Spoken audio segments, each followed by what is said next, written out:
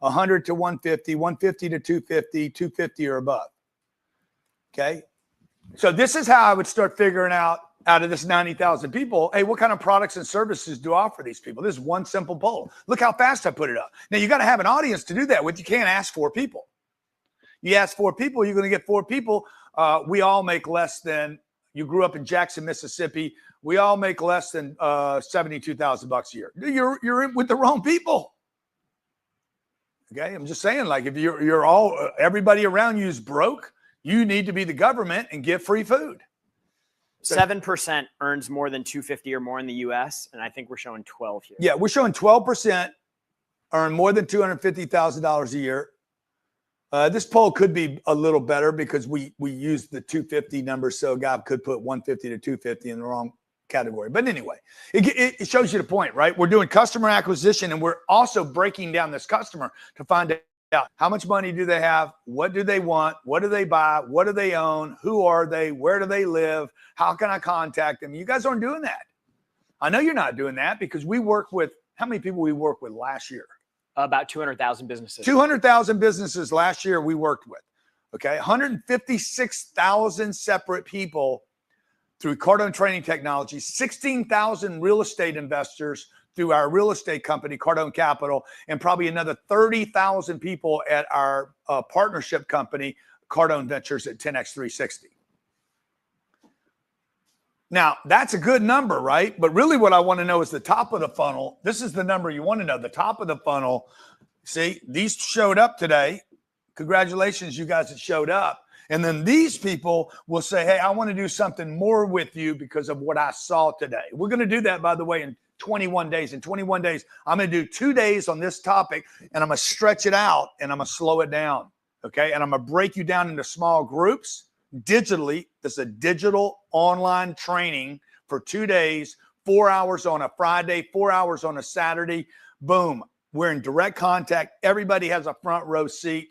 We're going to do it. By the way, you can grab it if you're smart enough. If you're one of these people and you already know you're committed, you've already heard enough to know, dude, this is me right here. I want to spend more time doing this. I'm already missing stuff right now. This guy talks so fast. I'm not trying to talk fast. I'm trying to jam 2 weeks of content into 90 minutes, okay? I don't want to take all your day.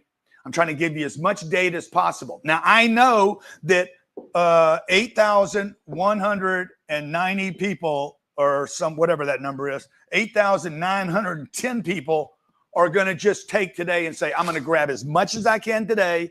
I'm going to go do this on my own. I'm going to write down all my notes, and I'm going to go down the road. And I'm not giving Grant Cardone any more money for anything. Cool. I'm totally fine with that. You guys understand? I don't have a problem with it.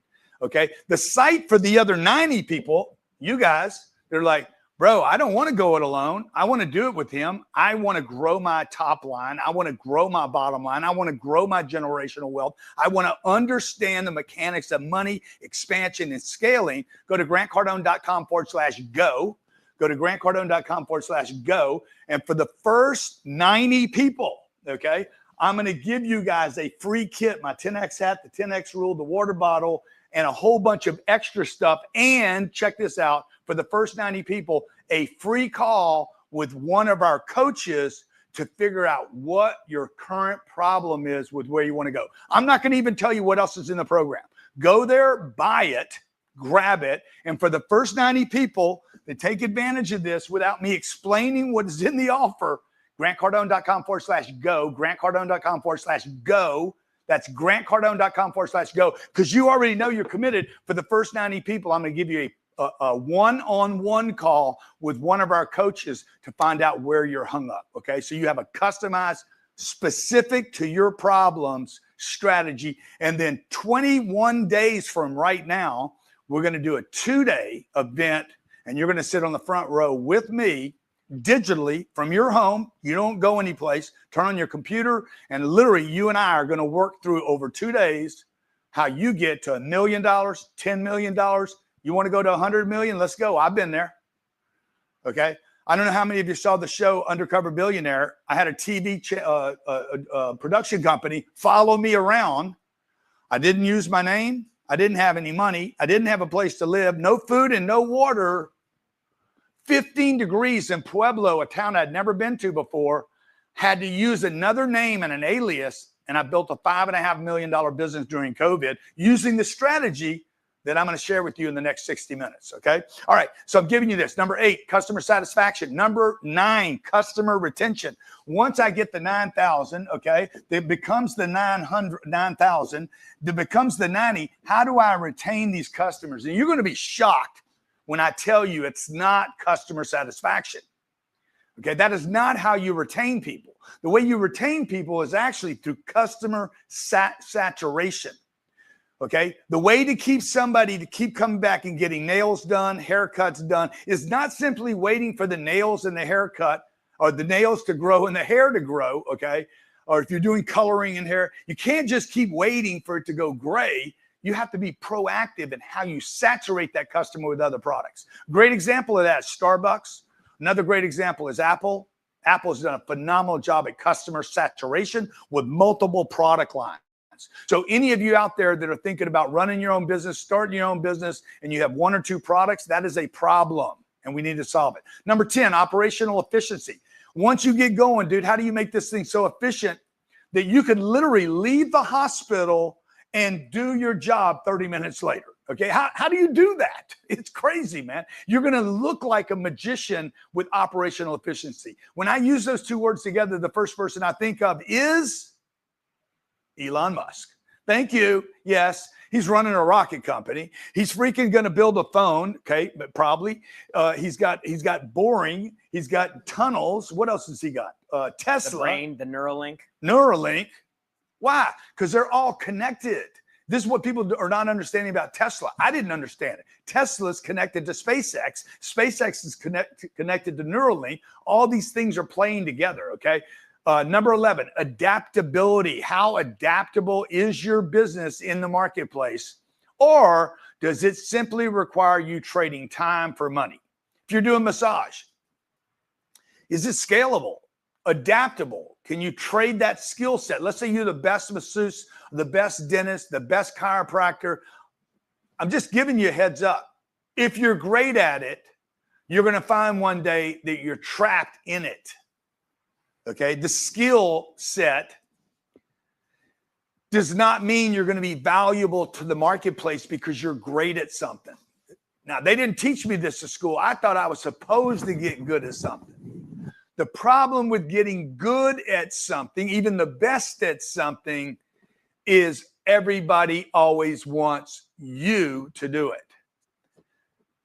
And if it's only you doing it, you're going to have a limited ability to adapt to the desires of more people taking your product or service. So you got to be adaptable to the marketplace. You also have to be adaptable and survivable as technology starts to change your business or your service or your offer. Number 12, hiring and recruiting. Look, there's great people out there. You're not talking to them. You don't know how to talk to them. You don't know how to market them. You don't know how to advertise them. You're going to have to scale your business. I had 3 employees. We were making about $3 million a year with 3 people. Today, we'll make $750 million with about 250 people. Now, you want to make $750 million or you want to make $3 million? Or do you just want to stay at your job and make 30 grand? Okay. I'm getting you back to being ruined. Get off the couch. Don't be comfortable. Number 13, leadership and team. When do you get to step away and put other people in charge of this so it starts growing by itself? Number 14, technology management. So you're collecting all this data. We're becoming a sophisticated business right now. This is where you're in the wheel of development now, maturation, where you're becoming a real company. Number 15, execution. How can you execute from a distance? That's true power. How do you execute? You could be in Dubai, running a business in Detroit. How do you execute from long distances? Number 16 is compliance. How do you comply with the laws of the land? And number 17, how do you scale this beast and build something massive that could live on beyond you? Okay. Those are 17 things. Now, I'm going to spend those 2 days. We're going to start diving into each of these. Each one of these is a science. When I started, I knew none of this. None, zero. I did not understand one of these 17 things. And let me say to you, if I can do this, guys, you guys out there right now watching, I'm telling you with 1,000% sincerity, If I can do what I have done in my lifetime, you guys can do anything because the technology is available. When I was 25 years old, you couldn't do what we're doing today. When I was 15 years old, I wanted this information. I was dying for this information. When I was 12 years old, and by the way, some of you, how many of you are parents here? How many parents in the room? How many parents here? Man, you guys should get your you should get your kids. You guys should get your kids on this. You know, there's a proposal to provide parents with a $10,000 tax credit for homeschooling. I don't know why that's not on the books already. Okay. I get a credit because the schools get a credit. Why can't I get the credit? Because I'm homeschooling my kids. One thing you guys want to start homeschooling your kids on is the data I'm giving you right now. And there is no age that's too young for your kids to learn about business, entrepreneurship, money, finance, scaling, operations, time management. Now is the time. Teach them when they're 6 months old. Don't wait until they're 16. Okay. And man, I'm telling you, it's gonna give you guys something to work together on, and it's gonna give them something so that when they're 15, 16, 18 years old, they're gonna jump off. I wanted this since I was 10 years old when my dad died. My dad died when I was 10 years old. We had 7 people in the family, 7 becomes 6, and the problem is the one guy knew all about the money. Only one person in the household that knew anything about money, and he's gone. Now you got 6 people here. Now we're heartbroken. We're all missing Dad. He was Superman. He wore the cape. The problem is he knew where to get the money. He knew how to get it. He knew where to keep it. He knew how to multiply it, or he thought he did, okay? He paid off the house. He paid off the cars. He had some life insurance. He had some stocks. And the problem is my mom's over here. Here's Mom taking care of 5 kids all by herself now. She's overwhelmed, dude. Like she's tripping. She had her hands full right here, by the way. She was a mom with 5 kids with a husband. She's taking care of the husband and the kids. The mom has the hardest job. Let's keep it real. Okay. And now she has no husband. Okay. He's gone. All his confidence is gone. His momentum's gone. His reputation's gone. His brand is gone. His ability to produce income is gone. His 8 hours a day, 9 hours, 10 hours, all his relationships are gone, by the way. His friends were not my mom's friends. His friends were his friends. Okay. All those connections are gone. And everybody thought we were fine because we were in the middle class. Now, guess what? Income's gone. The investment confidence is gone. The future income's gone. The company he works for, they didn't keep paying him. And they loved him. Thought he was great. They're not going to keep paying you. Now what are you going to do?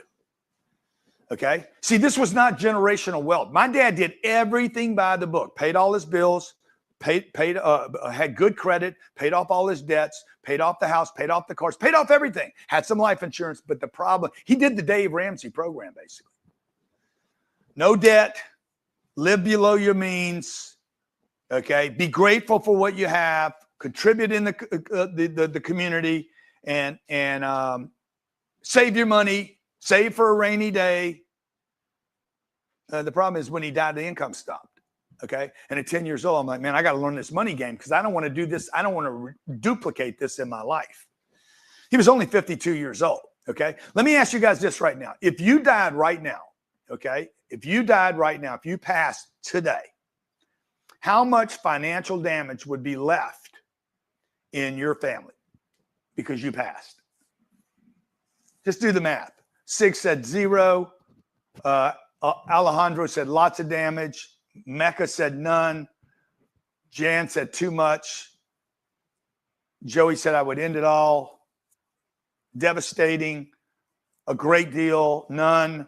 250,000 and beyond. First of all, let me just tell you guys that say none. Okay. What's it cost to bury somebody? 8 grand, 7 grand, 6 grand. Boom. It's not cheap. More than that?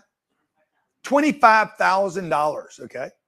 All right. Now, what do you think it costs to get over the loss of someone? How many months do you think it takes for somebody to just get over? I can tell you, as a 10-year-old kid that lost his dad, I was in grief for 32 years. 42 years old, I was still dealing with the grief of my father. Okay. I did not handle that until 32 years of lost production because I'm going to make a sales call. A guy says no. I go out on a date. She says no. This person leaves me, this relationship breakup. And dude, every time I lost something, I'd get reminded of this massive loss I had when I was 10. You kidding me? You guys that say, oh, it's not going to be much. You're kidding yourself. Okay. You're comfortable. You're on a sofa, everything's fine. You think everything's going to continue to be fine, and you've underestimated losses, governments, inflation, problems, situations. You're just underestimating, folks. Okay? Now, for all of you that said it'd be a huge loss right now, to the people around you it'd be a huge loss, then there's going to be financial damage. Don't you regret it now that you didn't do something about this? Okay. Now, if I lost, let's say something happened to me this morning. Okay. My wife and kids would be gutted. I hope. Okay. But I don't want them to be gutted and having a problem. Okay. I've already laid out to my wife. These are the 3 things you need to do the day I die. When I die, okay, you need to get rid of these 3 items right here. They have to go, and immediately you make them disappear as fast as possible, and you keep all these items over here. And you never touch these, okay? They will take care of you and the kids and the church forever. So, but the plan's laid out. So while she's going to probably experience grief, okay, the kids are going to experience grief, at least they're not trying to figure out, I got grief and fear. I don't mind one of those, man. Don't give me both of them at the same time. It's just too much, okay? All right. Okay, where are we here? We're in the 7-step revenue formula. Now, when I started, just so you guys know, I'm down here, 0. I have no money, no credit, no connections, no products, no services. I'm 25 years old. This is 41 years ago. Okay. I started a small company when I was 29. I'm 25 years old right here. I'm making about $30,000 a year. I got some training, started making $36,000 a year. I got better at that. I was making $100,000 a year. I was in a sales position at a company. I'm 28 years old. I leave the company. I get fired when I started making a bunch of money. It was a lot of money to me, $100,000 a year. I'm making money. I get fired. I was the #1 producer in this company. I was the best producer. The guy owned 2 locations, and I was the biggest producer in both companies. In fact, I was so good at my job. Okay. I was so Tom Brady, if you will, that when I left, 9 months after I left, both companies failed. I was fired by an incompetent that worked in the company and was stealing from the owner. And I called out the thief. The owner got rid of me. He fired me, or I fired him. Something happened. We both blew up. Okay. And then I left. Okay. Guess what happens now? I got fired. This was unexpected. I didn't plan it. I'd done everything right. I was saving money, parking money, working my ass off, getting great, like most of you guys. How many of you've had something happen to you in your career that was unjustified? How many of you had something in your life that you really didn't have anything to do with it? I mean, it was just like boom and shock you out of nowhere. Well, that's what happened to me. I'm like, dude, everything was working great here. Everybody was winning. Okay. I'm busting my ass, doing a great job, producing literally 30% of the entire production as one person. And this guy had 80 employees, and I'm literally producing most of the enough production to where he fails when he leaves. So guess what? I get fired. Now I don't have a job. I got to go find a job again. Guess what Grant Cardone did? He went and got self-employed. I did not seek self-employment because I wanted to be a boss. I did it because I wanted money. Okay. I needed money. I needed to pay my bills. I didn't want to go into my bag that I saved. I had about, I don't know, maybe $100,000 saved. I didn't want to go use the $100,000, because when you use the $100,000, this is why I've always had a problem with the emergency account. You know, the save your money for the emergency. The emergency is going to happen. Something bad's going to happen. And then you dip into the emergency bag. I didn't want to dip into the emergency bag, because the moment you dip into the bag, it goes back to 0 again, and you don't have the emergency bag anymore. So I started a company, okay, based on what I'd gotten good at, okay? check this out. Remember, I was making 100 grand a year. Now I go to making 30,000 a year, 30,000 a year, and 30,000 a year. It would take me 3 years to break this. I'm 31 years old, 31 years old, 28, from 28 to about 31 years old. I'm not making any money. I'm trying to figure out my business. Why? Okay. Because I didn't know what I was doing. In fact, I wouldn't know what I was doing if you see this chart until I was 52 years old. From 25, this should give some of you old geezers and some of you young people some hope here. Between 25 years old and 52, I did not know what I was doing in business. It would take me 6 years to get to $1 million a year. I started making $3 million a year with 3 employees. I thought I was the shit. Okay. I didn't know anything. And the reason I'm telling you I didn't know anything is if you look at this graph, do they see it the way I see it, Johnny? Yes, sir. See back down there before the red line, there's 3 people. There's basically me and 2 other part-time people. I'm keeping most of the money, okay? I think I'm doing great because based on everything my family had done, I was doing great. Make a note here. Make a note here. Do not go to your family members that are doing worse than you for advice about how you're doing. Yeah. Okay? Because how you're doing, oh man, you're doing great. Okay? You don't want people telling you you're doing great. You don't need to hear about how great you're doing. You need to hear about this. You need to see you need to see who's doing better. What's possible? What's the potential? Okay. At 52 years old, everything changed for me. Okay. First thing that changed for me is this. I became dissatisfied with trading time for money.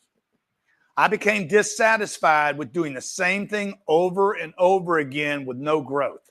I got sick and tired of understanding that I did not have something scalable or adaptable to the marketplace. I got sick and tired of knowing that everything that was happening in my life was dependent upon my ability to produce a product or service, something. I was trading time for money.